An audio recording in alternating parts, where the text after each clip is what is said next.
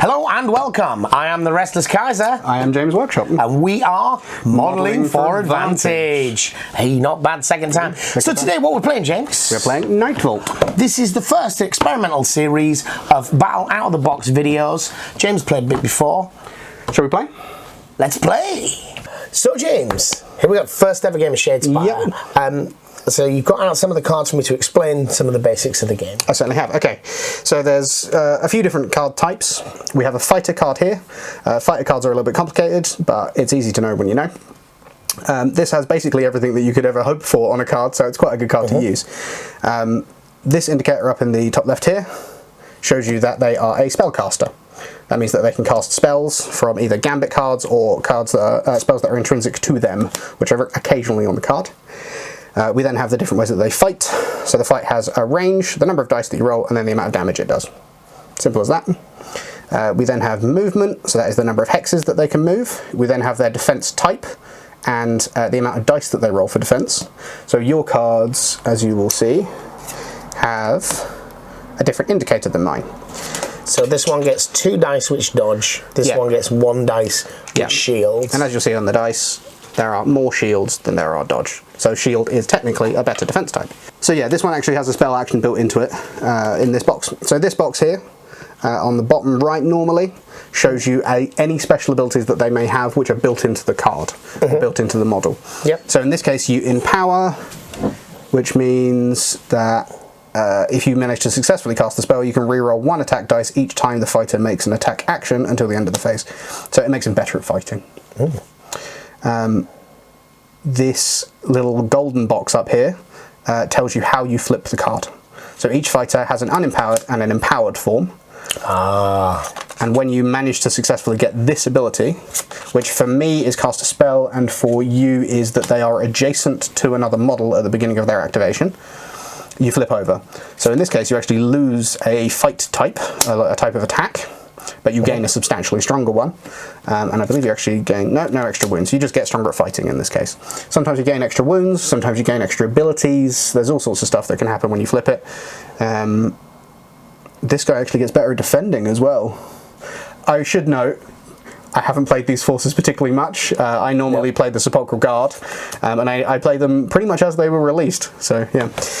We then have different types of card. So this card, you just keep to one side. You keep your fighter on top of it when they're dead or before the game starts. We then have the cards which are in the power deck. I'll have to check the name of that. Upgrade deck? No, upgrade is a type of card. I'll have to check what that's called. No, it's never been relevant to me what that deck is called. The grey one? Yeah, the grey one. The grey one. There's different types of card. So we have gambits, represented by a little picture of a sword.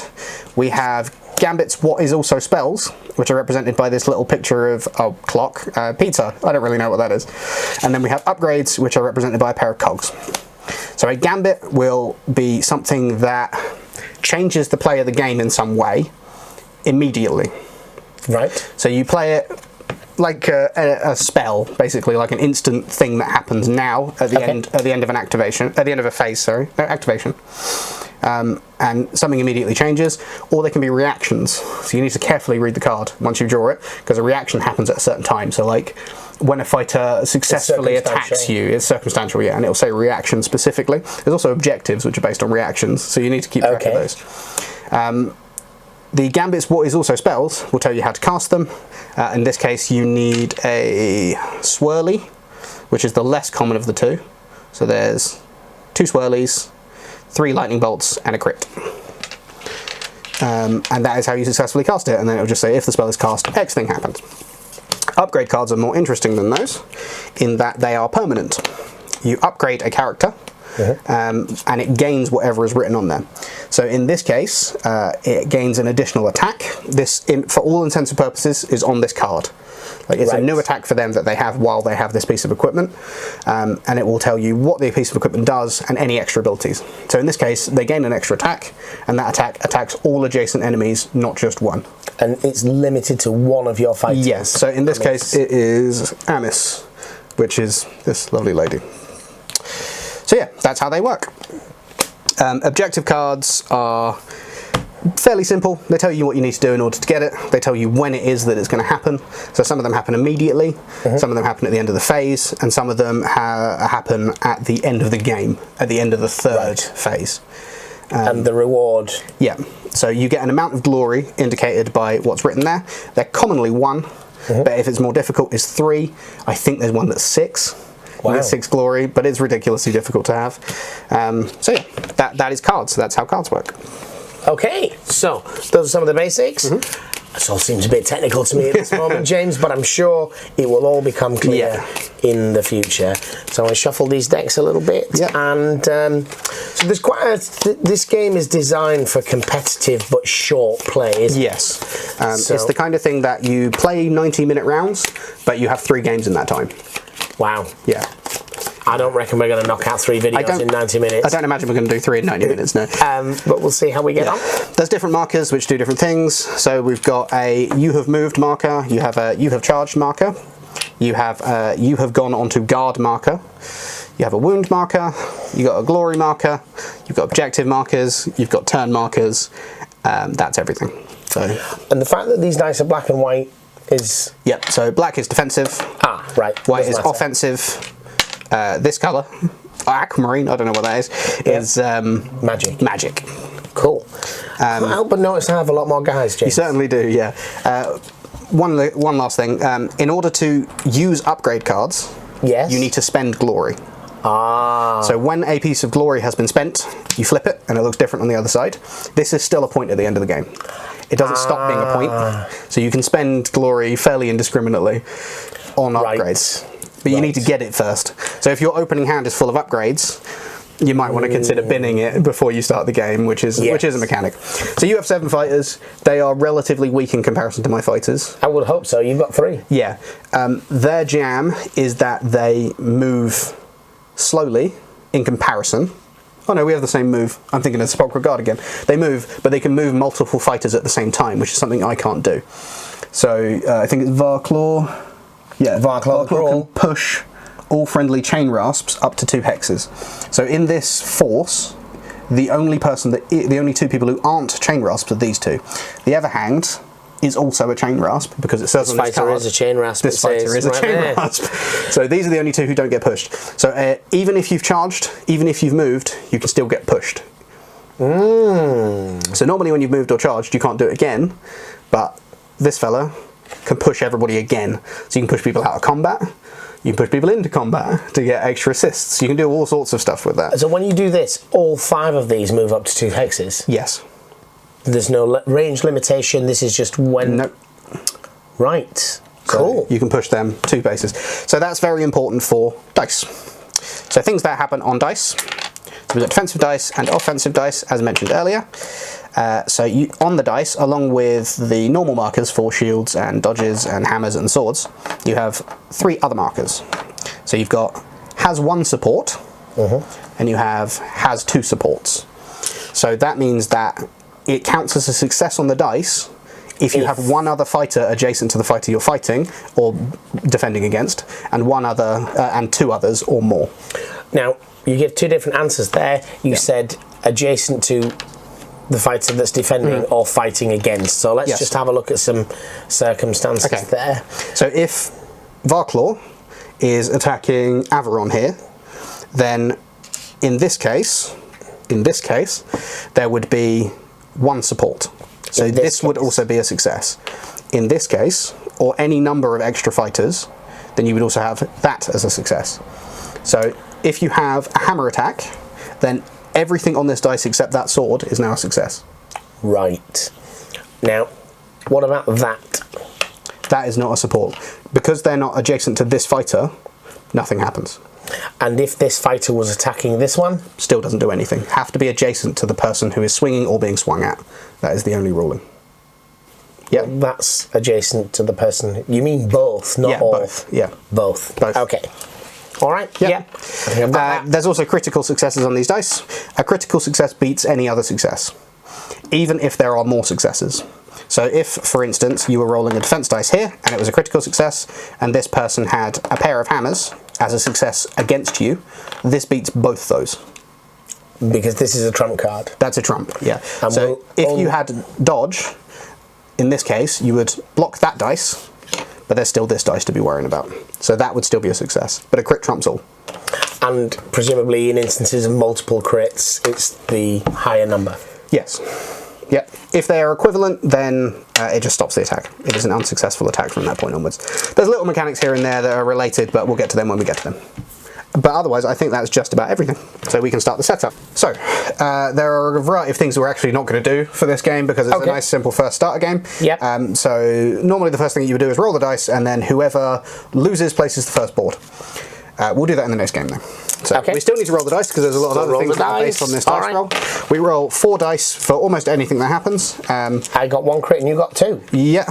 So, yeah, I win in that particular case. So the way that it works is crits are then followed by double supports and then single supports, and you just sort of count them down that way. Because what used to happen a lot is that you would just end up rolling the dice over and over and over again. Because it was just looking for crits, yeah. They FAQ'd that weeks after the game was released in Shadespire. Yep. So, what that means is that because I placed the first board, I now place the first objective. So the counter to the fact that you can place these boards however you like, including my board, which does have tactical advantages on it because you've got like these blocked off squares and the squares you can't see through and things like that, is that I get 1 more objective than you do in this case. Right. So I'm going to take my first objective and I'm going to place it right here. So the rules for placing objectives are you're not allowed to have an objective within 2 of another objective, and you're also not allowed to have it on an edge hex. So edge hexes are these half hexes and these hexes here. I'm not 100% sure whether or not I can place that there. I don't, sorry, on this one, because this is kind of a complete hex, but we need to look that up at some point. I'll look it up for the second game. It's not super important for now. So I'm going to place that one there. The only exception to that rule is that the third objective that is placed can be next to an edge hex. It can't be here, but it can be here. It can't be on an edge, but it can be next to an edge hex. I'm going to take this one and I'm going to place it right there. So that's the third objective placed. Once the third objective has been placed, we flip them. So we know what we've got. With my Sepulchral Guard, I have a tendency to know now whether or not I've won the game. And I'd feel good about this. That would be positive because I've got 3 and 4. And they're an objective holding team. So having 3 and 4 means I've got 3 points somewhere in my deck. I know that because I've got hold objective 3 and 4.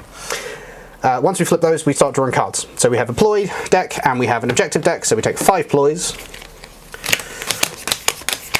and we take 3 objectives.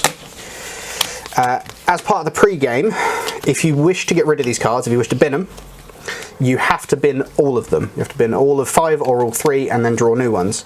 So the objective deck is very finite.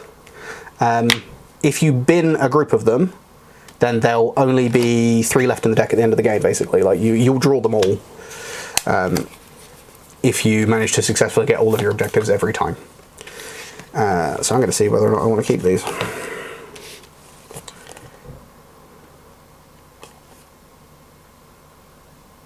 I'm going to bin these, and then I'm going to draw 3 new ones.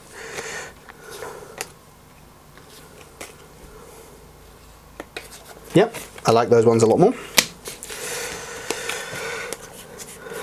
That is 5 equip cards.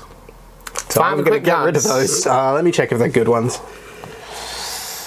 Because they're out of the game forever, aren't they? They're out of the game forever. There's no way to get these back. Oh, these are good. These are very good cards. But I need to get some glory first. So let me think about whether or not I can get some glory first. Never interrupt your enemy while he's making a mistake. I can get glory. And a reasonable... Nah, bin him. Bin him. Gotta do it. You gotta do it. And can you keep doing this? The thing is, you just run out of cards. Yeah, you run out of cards, but you can. There's 20 cards in this deck, so yeah, I can do this 4 more times if I like. But 1, 2, 3, 4, 5. I mean, that's better already. Yeah, I'm glad I did that. That was about to be a rather major mistake. Okay, cool. Okay. I'm the more experienced player. You're the more experienced player. Okay, cool. So I've been those. We then go to first round. So I think we roll off Yeah, we roll off. Whoever wins gets to choose who places the fighters. I have two crits. 2 crits and I have none, so you get to choose who places fighters first. I think you should put your fighters down. Yeah, so you've got 7 fighters, I've got 3. Another important mechanic in this, which may change your mind, it won't, is that whoever finishes placing their fighters first gets an additional critical hit for the first, to see who goes first. So after this we have another roll-off, and then I get an additional critical on top of anything else that I may have. You're going to finish deploying first, however we look at this. Regardless, I'm going to finish first, yeah. I think it's worth saying, the Kaiser, I'm over here, by the way, playing the Briar Queen. I think they probably spotted your lovely shirt, whereas My lovely I've got shirt. like a black t-shirt and a tan. Yeah. Right. I'm going to place my first fighter. My first fighter I'm going to place is my leader, Averon Stormsire. And I'm going to set up relatively defensively. I'm going to place him right there. So I have the problem that all of my guys I have to fill all of the spaces. You do, yeah. But you have the advantage in that I've only seen 2 of your placements before you place every single other thing that you have. So you just stick a couple of mooks down somewhere you don't care about. That's exactly right. And I'm going to place the lovely lady Amis Dawnguard over here. As a lady. She is a lady. She's also full on putting those horns up. Seriously. Oh mate, she's rad. She's throwing those horns. Then I am going to place... I'm just throwing chain rasps out. The charmed Rasta himself, Rastus the Charmed. Charmed Rasta. They have a movement of 3, don't they? I'm going to put him, again, defensively towards the back. Your team has a tendency to swarm. Yes. So I kind of want to set up a little defensively. And check my cards. Yeah.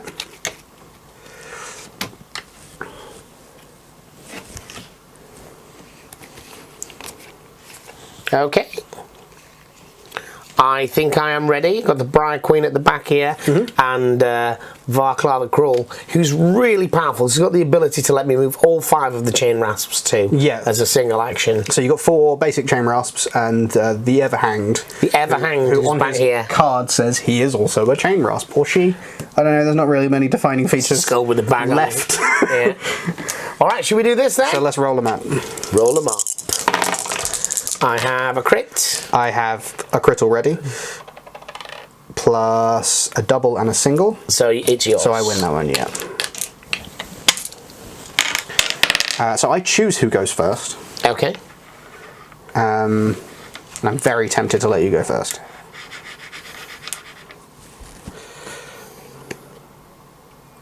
No, I'm going to go first. I'm going to go first, and this guy range 3 attack, doesn't he? Okay, I'm going to charge my leader. Yep. To here. I don't want to do that. No, I'm going to move him to here. The charge lets you make a fight action. Yeah, so the charge is a move action immediately followed by an attack action, but you can't make any more activations with that fighter whatsoever for the rest of the phase until cleanup, which happens at the end of the phase. So like you pull all the markers and stuff off is cleanup. Okay, so that is the end of my first activation. I'm going to flip my little dongle. And then I get to choose whether or not I want to place to play a ploy.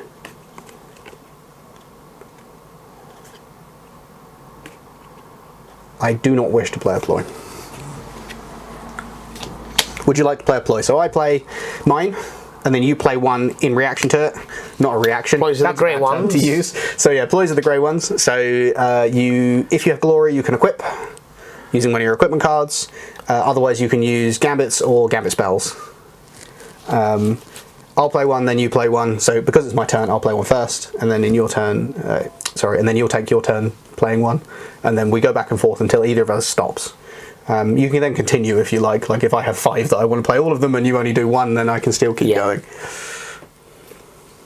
No, I will. If you hear sipping throughout this game, that's because both of us are sitting here with a lovely cup of tea. We are. Nope. No, you got nothing. I also got nothing.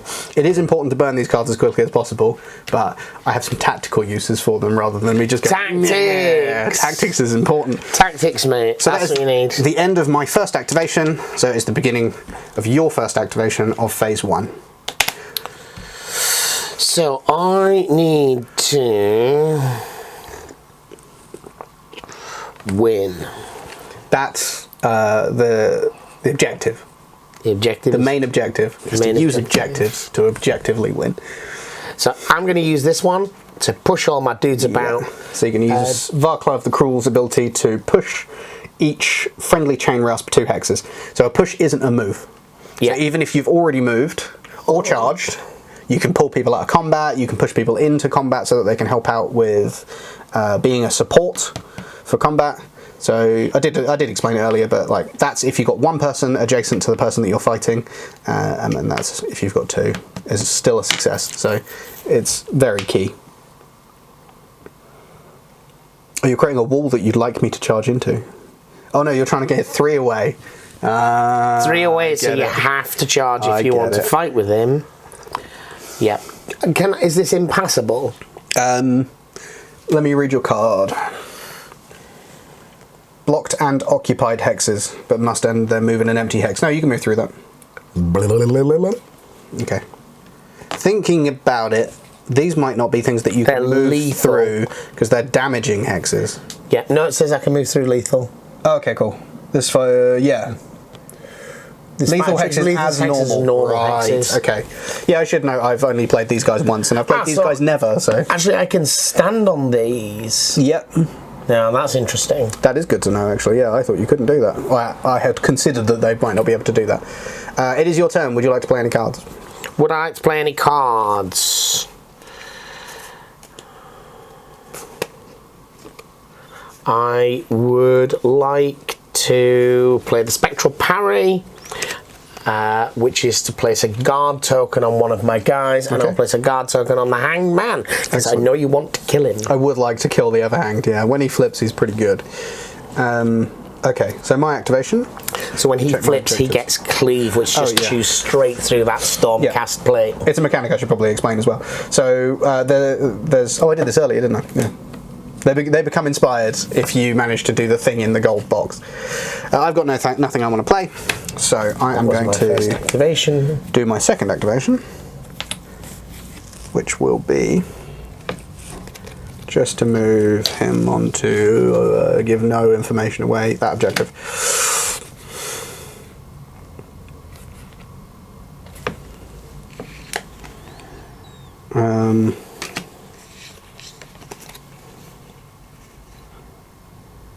Yeah, that's that.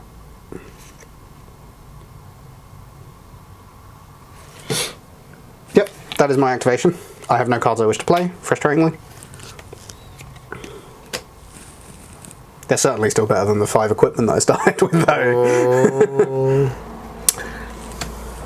I will...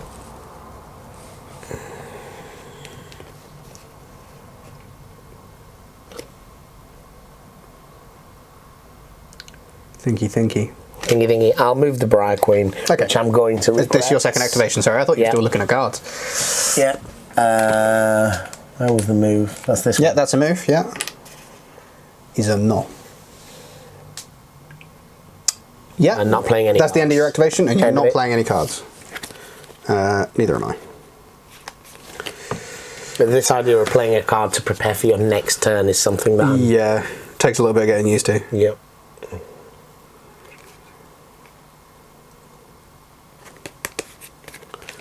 Okay.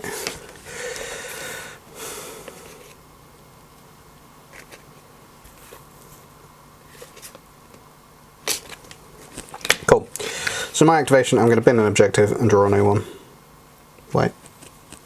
Do I have enough to do that? Yeah, I do, because I might not get them. So I'm going to bin Devastating Blow, which is to kill 2 fighters. I get 2 stuff for it. And instead, I'm going to draw this card.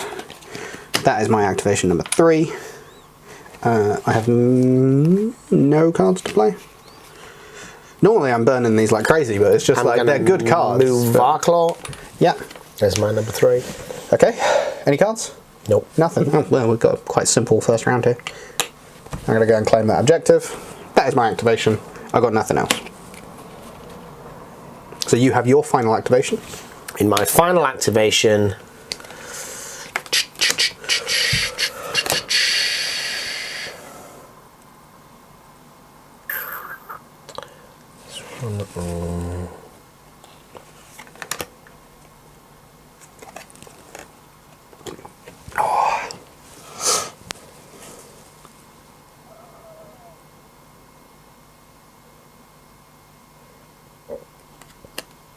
This chain rasp, which is this one, Helmet and axe, is going to charge your top dude. My leader, Avalon Stormsire. That's something I should have explained before that I did not explain. So your leader is represented on the card by a little picture of a crown. There's a tiny crown on the leader card. So that's a 1, 2, 3 charge. He's pretty terrible. He's got 1 attack on a sword. That is a failure. That is not a success. Okay. That's your activation? All good?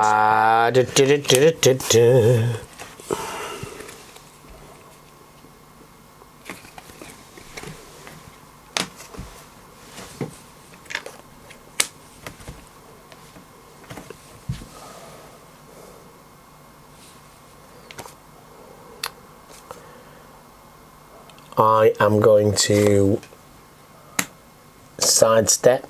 Yeah, to get out of combat. Don't want him to inspire. I don't want him to be dead. That is... Well, this guy has range 3 and 2 as his attacks. Yeah, that's true.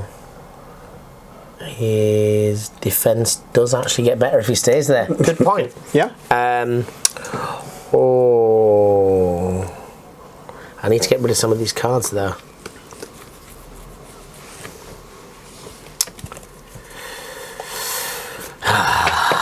Okay. You can just bin them. You can just chuck them away in between rounds and draw new ones. I mean, it's nice to use them, but if you're not using it to any positive effect.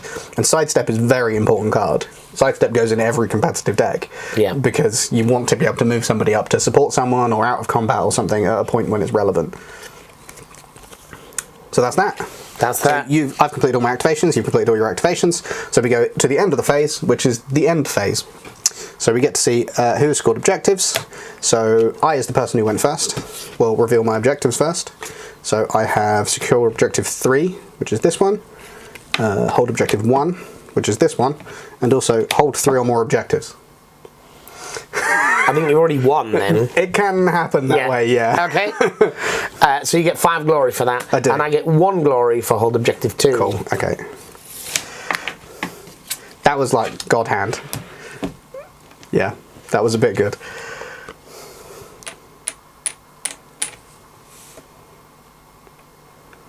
Cool.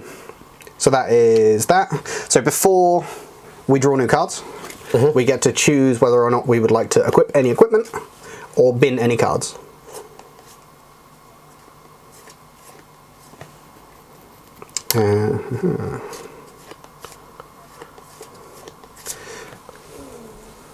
So I'm going to use a glory to equip the Lightning Whip to Amis Dawnguard. Lightning Whip means that if I have an attack action that succeeds, it deals an additional 1 damage to the target of that attack action. Okay. Which is unusual wording. I'm going to put the Creeping Terror on the Briar Queen. No, did that the wrong way around. Does is if she moves over one of your fighters, I roll a dice, and on a hammer or a crit, they take a point of damage. That's very good. Sorry, the Lightning Whip is going on Avalon Stormsire. Great Speed is going on Amis Dawnguard, so she gains an extra 1 move, taking her up to 4 move. Then choose if I want to bin anything, which I don't think I do. And then we draw up, if you're done. If you don't want to bin any of these cards or equip any equipment. Nope, so I'll draw one of those. 2, 3, 4, 5. And I will draw 2 of those. So notably, I only have 2 cards left in my objective deck. So if I manage to get these objectives, then I don't have enough to refill my hand. Because I've been chucking them away. And getting them.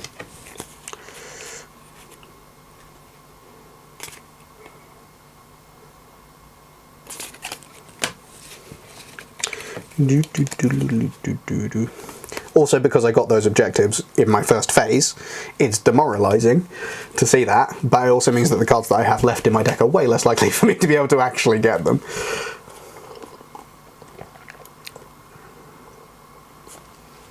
See, like, that's a really dumb card. Which you'll see later, when I bin it. So we see who takes first turn? Yeah, we see who takes first turn. So phase 2. Phase 2. If phase is the right time, I've got a crit and some support. Phase is the correct time. I have a crit, but you have the supports. So you choose who goes first. I'm going to flip these back over again because that's generally the done thing. I think I might just go first. Probably the best idea because it increases this fellow's defense. So this chap has started in range, so he is going to flip, which has improved his defense. Now, if the hanged man charges... What's his movement? 4. He's quick. Quick for a fellow with no legs. Do you do 3 damage now? No. Well, technically yes. I do 2 plus 1. Yeah, I guess so. It's not like your attack action does an additional damage. It's like an extra bit of damage added onto a successful attack. So what's interesting about that is that instead of me, if I do damage, I do 3 damage with a weapon. But if I succeed but don't do damage, I still do 1. Oh. Yeah, there's a differentiation there. Okay, yeah.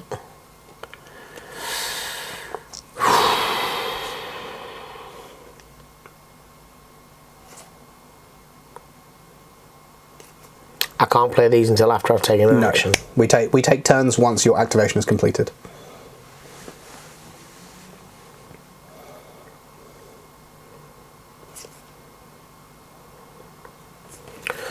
Okay, so if this chap is going to attack, he's going to attack with only 2 dice. So do I really want to do that? Or would you like him to be a support for a charge? Big question. It's also very pivotal to this game right now. Because the game's so short, because it only has 3 phases, almost anything you do is pivotal. There's only 12 things you can do in the whole game. So let's have the Everhanged is going to make his charge. Okay. He's doing that. And he has 2 attack dice. Okay. And he has a charged.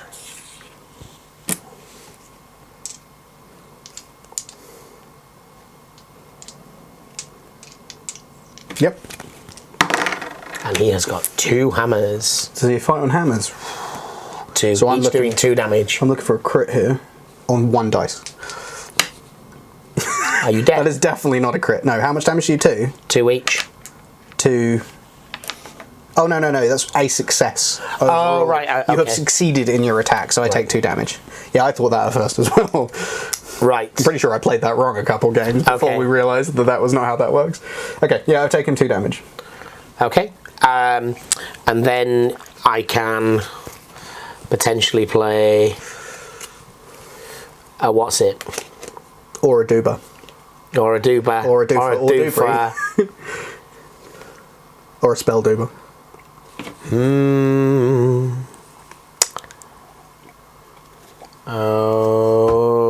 Okay.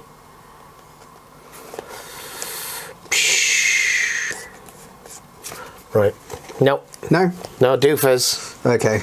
I'm going to do... So nothing at all. Yeah? Not yet. So I'll do 2 things. Okay, I'll do 1 thing followed by another thing. I'm going to equip my leader with Warding Blast. It is a 2-sword, 2 damage attack that range 1 hex, which targets all adjacent enemies. Cool beans. I am going to... I've just realised I did something wrong, and I apologise. This can only be equipped onto Rastus and Amis. It can't be equipped onto the leader. So I'll put that on Amis. And apologise profusely. But I'll still put Warding Blast on him.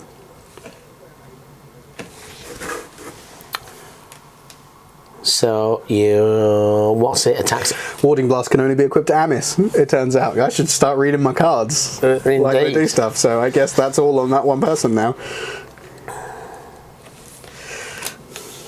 Okay, cool.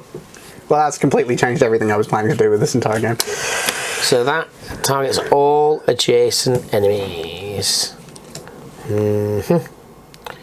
So I am... But it now only does 2 damage. See, previously it did 2+1, whereas now... I'm going to sidestep this guy. Okay, cool. Okay. That can only be negative. Oh, no, wait, because it's a one-range attack. Yeah. But it's on her now. Oh! It couldn't be equipped to him. Oh, right, sorry. Yeah, that was my mistake. That was your mistake? Yeah. Right, so you can't attack both of those? I can't. I can... If you move this fella there, my attack's range 2 anyway, so I can punch him whatever I want to do. Yeah, no, I was thinking you were going to kill them both. No, I can't do that. It's also highly unlikely. Yeah, okay. Alright, I'll do that. Okay. I'll not react. Yep. Do I have any? So that was my first activation. That was your first activation. And you've had your I've had one. But you went first. And this was your first. Oh, yeah. Yeah. That's right. It's so now this is now my first activation if I don't want to play anything, which I probably will.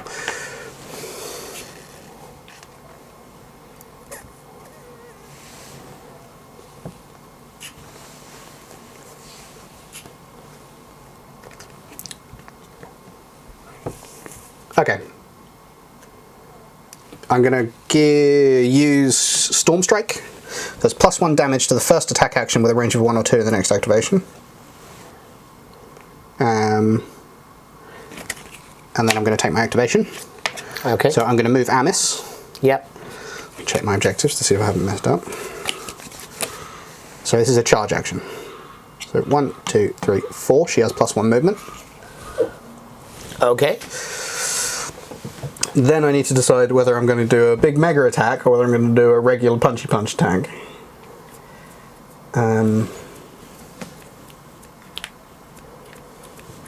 So because I'm attacking multiple different people, I need to declare these as separate attacks. So it's one attack, but each one has its own separate dice roll for it. Yep. So specific to Lightning Whip, because it does the 1 extra attack if I succeed, I won't be able to hurt a person I didn't succeed against with a multiple attack. Is that not a different weapon? It's not a different weapon, no. Okay. It's an upgrade to weapons that you already have. It's like she has lightning boiling around her the entire time.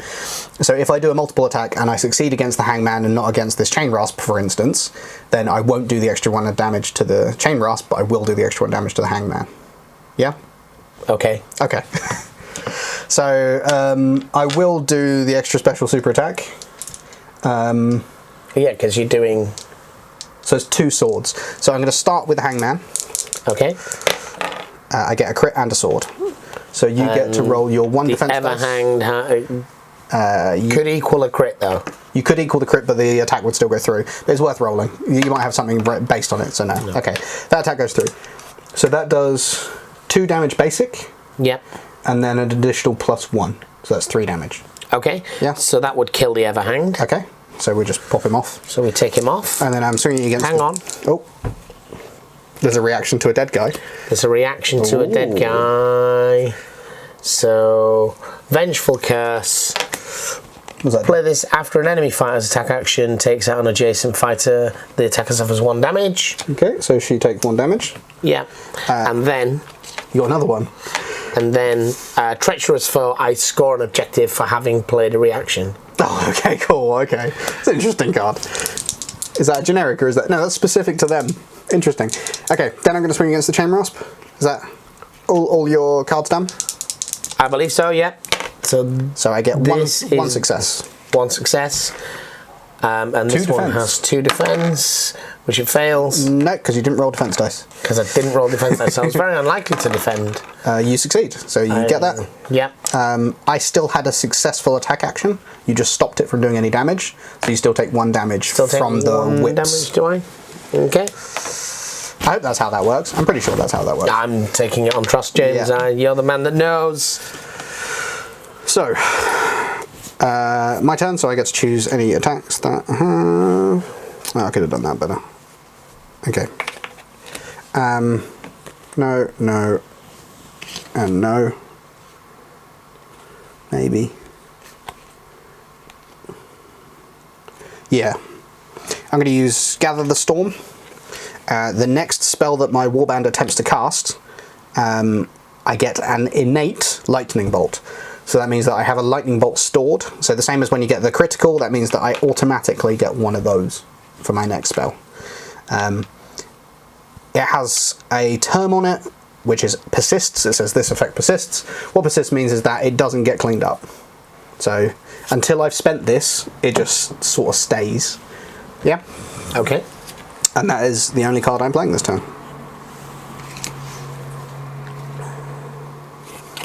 So that was my first activation. So I will sidestep this guy, so Okay. he begins his doofer, and he'll upgrade Yep. in the beginning of mine. Now let me just look Yep. what that does. That gives him 2 hammers and a cleave. Doesn't put his head back on though, sadly. Doesn't put no. He's carrying it around though. He's yeah. keeping it handy. So the hangman doesn't need to be able to see, I presume. The hangman is dead. No, but I mean, like, the hangman's got a cloth over his head and he's still fighting perfectly fine. Yeah. So I guess he just likes carrying the head around, or she likes carrying the head around. It's a preference. It's still his. It's a preference. Why doesn't the hangman take the cloth off then? Oh, I'm having a bad day.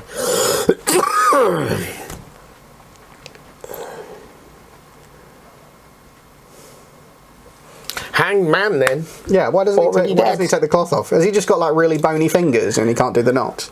Oh, he can't undo it. He's failed his dex check. Just you ask see. someone else. Yeah, so I did my push. I'm ready for the start of my next activation. I'm thinking about what I'm doing. Okie dokie do. And I'm not using the doofers. Not yet, not until the end of your activation. Not until the end of my activation. Now, this guy has already got some damage, right? Yeah, both my leader and also Amis Dawnguard have damage on them. So this guy has 2 dice and does 2 damage. And this guy Which ain't mega positive for me. only does 1 damage. Right.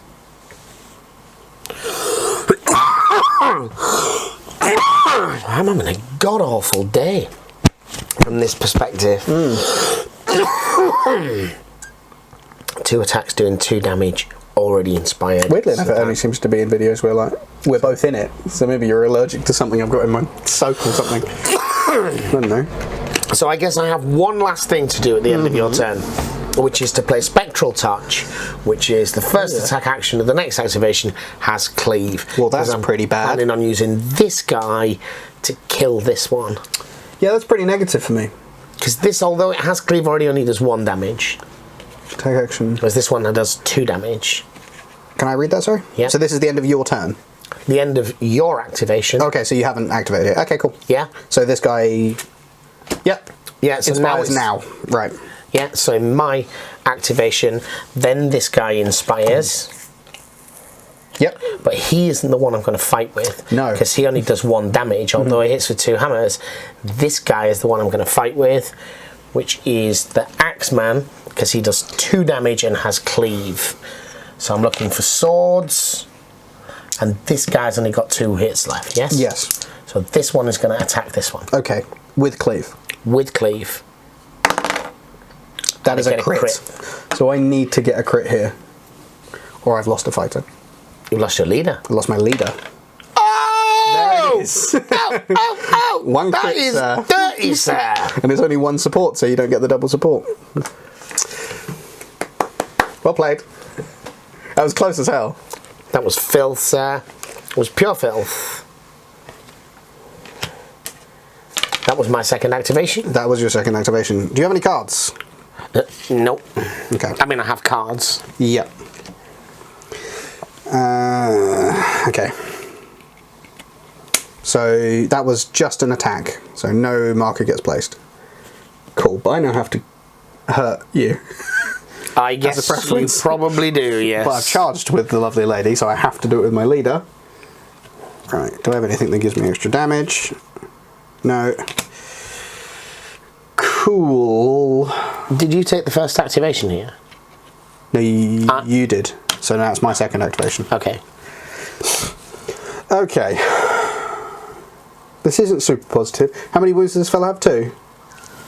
Axeman has 2. Okay, so I've got to try and get through. And he's already got 1 injury. Right. From the whips. The lightning whips. So I've got to get him. He's got 2 dodge dice. So do I roll this? to get myself something a little extra, because that'll inspire him as well. I only need to do 1 damage, or do I roll my 2 hammers? So the hammers is more likely, and my innate lightning bolt doesn't help me in this case. Okay. Because it needs to be swirlies. It's a risk. Swirlies. It's a risk. There's 2 swirlies on each dice, so it's a 1/3 chance twice. I would take the just hammers. over a half chance. But that's up to you. This is still an attack action. Okay, I'm going to try it. I'm going to try it. Get a swirly.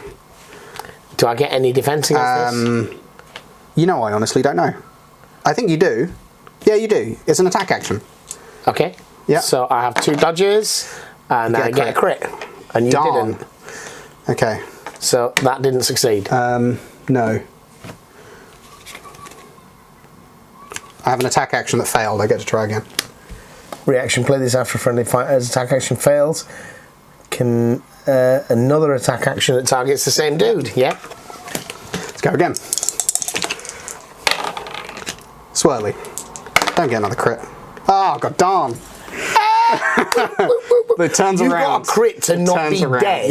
Yeah. Okay, cool. All right. Yep. Any doohickeys? No doohickeys. Okay. I think this guy probably wants to punch this one again, yeah. Because if it succeeds, however unlikely it is, Yeah. I don't have cleave anymore. No. But 1 success is 1 dead hero. Maybe. There's a crit. You get a crit. So I again need a crit to stop this. You have 1 dice. 1 dice. 2 damage. Down he goes. That's my leader gone. Glory! And that was my 3rd activation. You fought well, Averron Stormsire. Well, you didn't. You just failed me, so didn't fight that well. There's a lot of 6s rolled this round. Or the equivalent of so. A lot of 6s. Okay, so I am gonna, with my 3rd activation,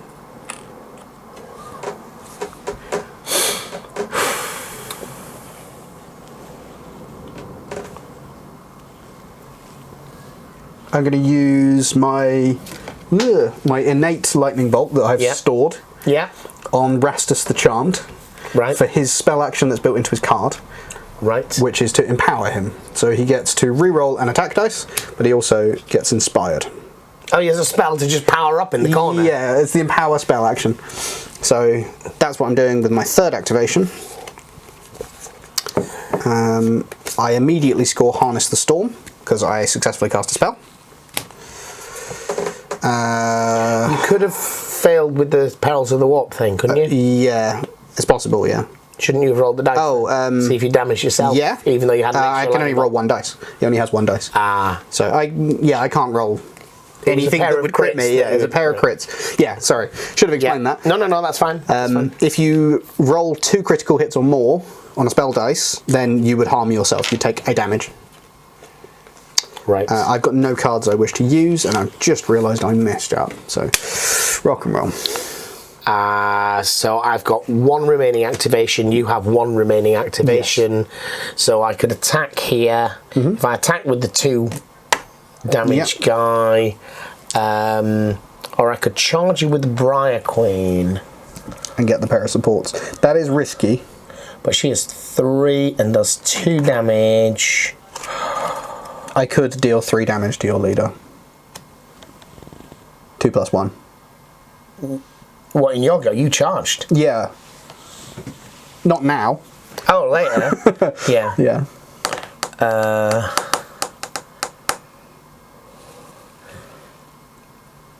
Yeah, I think I'm going to do that. Okay. Yep. How much damage has that lady got? 1. And you can move 4. I can move 4. Yep. Okay, so I'm going to charge with the Briar Queen to here. Can I make a suggestion? Yeah. Do you mind me making a suggestion? So you're here and you can move 4. And due to Creeping Terror, if you move over me, you can do damage. Oh, right. So you probably want to go 1, 2, 3, 4. That's true. Yeah. So hammer or a crit, we do your point of damage. Yep. It's a hammer. I can't defend against that, so I just take a damage. Which means that you can probably kill her now. And then she has 3 attack dice that do 2 damage. Yep. And there's a crit. Crit and a success. So I have 1 defense, so... No. I take 2 damage. You take 2 damage. And goodbye, lovely lady. So that's 2 of my fighters gone. But you're still way ahead on glory. I'll get one for that. You get one though, so I'm not that far ahead. And that was my 4th activation. Yeah. And you might get objectives at the end of this turn, so... So you've got your final activation. I have my final activation, which is going to be a charge action to here. You're going to charge the idiot. Yeah. Which would be 2 attack dice? 3 attack dice. Is this guy. He's got 2... Yeah, he's got 2 dodge dice. Yeah. A success. No. Nope. So how much damage to do? 2 damage. So death, I believe. It's the Axeman, it's this guy. Yep. So you gain a glory for that. And you pop him over there. Okay. So we've both done all of our activations. I could have reacted there. Would you like to? No. Okay. So, we go to objectives. You went first, so you score your objectives first. Take the city. Okay. You don't have any dudes on my game board. I've got nothing. And so then do we move to discards? Yeah. So I'll discard an objective, hold objective. Oh, no, not that one. Fighters 1. Discard both of those. And then I draw my last 2. And then I'm going to bin this because it needs 2 fighters on the table. 2 fighters are quite hard to achieve. And then draw my 5. And can we spend glory at this point? You can spend glory before or... no, you can't after. You can spend glory before. But not after the draw. But not after, no. You need to wait until an end phase now.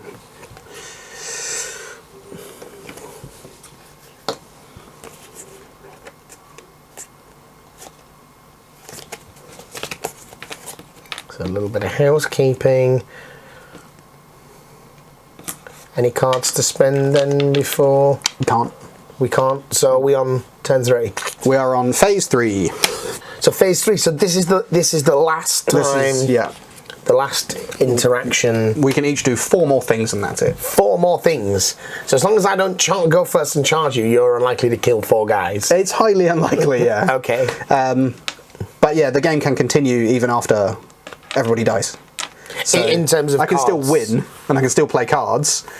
But the game doesn't. So we're now going to see who takes the first. So I got nothing and you got a crit. Cool.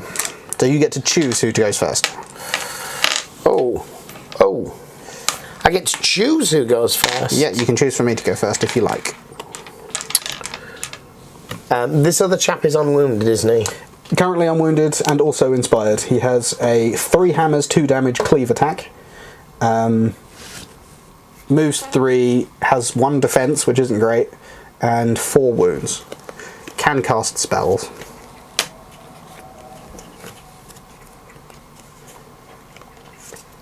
I guess the Briar Queen will make her... She has a 2 range attack. She has a 2 range attack. She has a 2 range attack, and you only have the 1 defense dice and just 2 damage. Yeah. She'll make her attack. And we get some successes. Crit and a success. So I need... It doesn't matter what I do. So that's 2 damage. 2 damage. Oof. What did a doofer thing do? Oh, yeah. So let's get these out of the way. They are now irrelevant. So that was my first activation. Yep. Not looking super positive, I've got to admit. I could kill the Briar Queen. She's got 4 hits. 4 wounds. Yeah. I could also not kill the Briar Queen, that is an option. Really flip-flop, wasn't it? Turn 1 went massively your way. I'm going to spend a glory. Yep. So that... Oh, I should have done that. Oh, I still can though. You still can, yeah. Yeah. You should have gone first, technically. Yeah. Feel free. I'm spending glory. So after I've done an attack, I get another attack, but it's a completely different attack, and it only does 1 damage. Okay, I'd already spent the glory. I'm going to spend another glory and give the Briar Queen great fortitude, taking up to 5. That's not great, but it is great fortitude. So my other cards. So yeah, I then spend Unstoppable Zeal. Would you like to spend another card? I will then do another one, and the Briar Queen will gain the Sadistic Strike. If the target has any wound tokens, this attack deals +2 damage. She'll go to 3 hammers at range 1. And 4 damage. And 4 damage. Yeesh. Okay. I'm going to play Confusion and choose 2 fighters that are next to each other and swap them. They don't need to be friendly. What you got? I'm going to spend Curse of the Unbinding, which means she gets a counter spell. This is how you do it.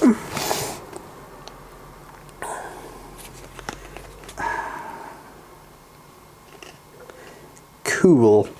Coolios! Cool.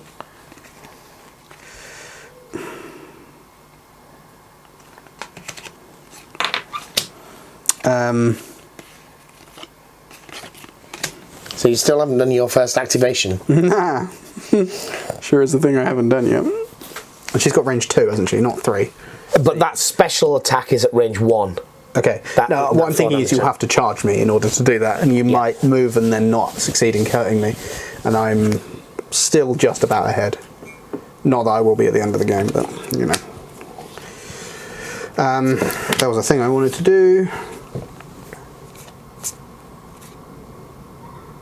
So I'm going to try to get Corpuscent Staff, which is a spell, which will give me +1 range to my attack for a turn. So you can try and unbind this even if I'm successful. Okay. And you get 2 dice to try and do that with. It's written on her card. She's got 2 written in her magic box, or 1? Her magic box? Sorry, she has a magic box. This one. So that's how many dice she rolls when she's doing spell stuff. Oh. Or is this a whole different thing? If the spell's cast and within 3 hexes, I don't roll succeed. a magic dice. Okay, cool. So it's not relevant. I also don't succeed. Okay. I don't have any way to reroll that. So that's that. Yeah, okay. Was that your activation? That was not my activation, no. That was the end of your activation card. So I'm going to take my first activation. And I'm just going to move over here. Okay. Get out of the range. So that was a move. That was a move. But not a charge. Nope. Okay. I still can't charge though, because I can't move. A charge is a move immediately followed by an attack action, and I now can't move. So the Briar Queen can charge and do a shooting attack? Yes. Yeah, you can charge and still use a range 2 attack.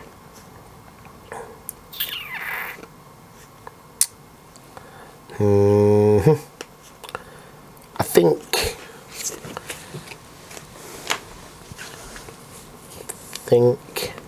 the Chain Rasp, Inspired Chain Rasp, is going to make a charge. Okay.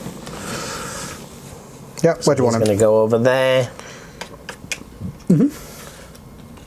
And he has 2 hammers with cleave. Okay. That is... Success and a crit. I can't stop it. Nope. That's just 2 damage, yeah? It's 1 damage.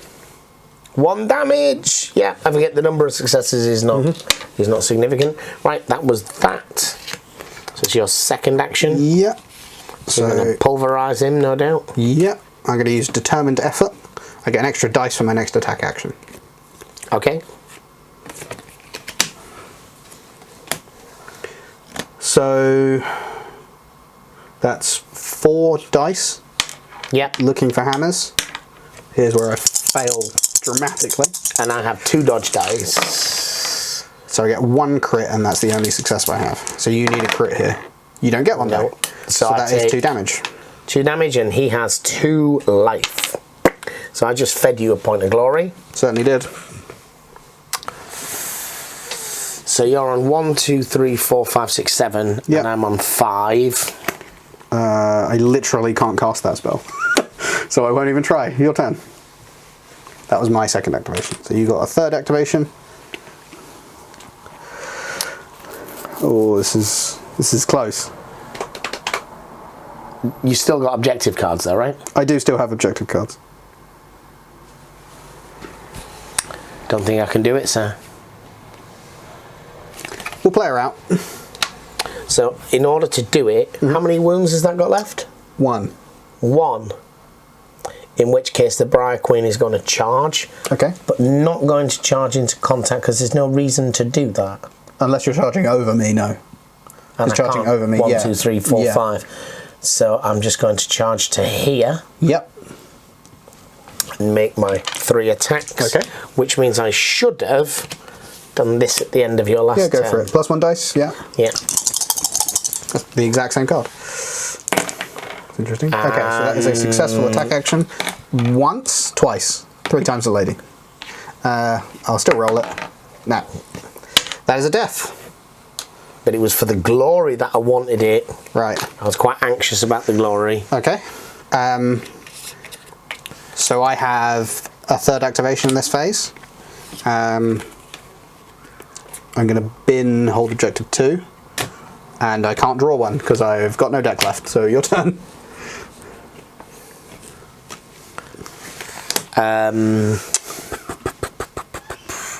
She's moved so she can't move again. Yeah. Give her a marker.